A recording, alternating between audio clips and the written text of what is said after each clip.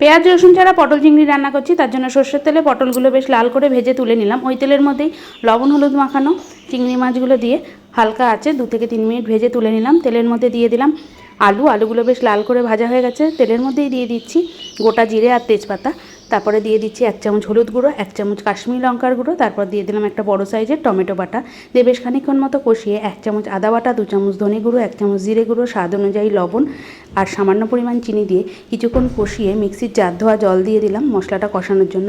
এদিকে মিক্সির জারে নারকেল আর চারমগজ বেটে নিলাম। মশলাটা কষানো হয়ে গেলে নারকেল আর চারমগজ বাটা দিয়ে বেশ খানিকক্ষণ কষিয়ে পরিমাণ অনুযায়ী জল দিয়ে দিলাম আর দিয়ে দিচ্ছি পটল দিয়ে কিছুক্ষণ কষানোর পর গরম জল দিয়ে দিচ্ছি। ঢাকনা দিয়ে ঢেকে 4 থেকে 5 মিনিট মতো রান্না করলাম। ঢাকনাটা সরিয়ে ভেজে রাখা চিংড়ি মাছগুলো দিয়ে আরও 2 থেকে 3 মিনিট মতো ঢেকে রান্না করছি। আলু পটল সিদ্ধ হয়ে গেলে নামানোর আগে দিয়ে দেবো ঘি আর গরম মশলার গুঁড়ো, তাহলে তৈরি হয়ে গেল আলু পটল চিংড়ি।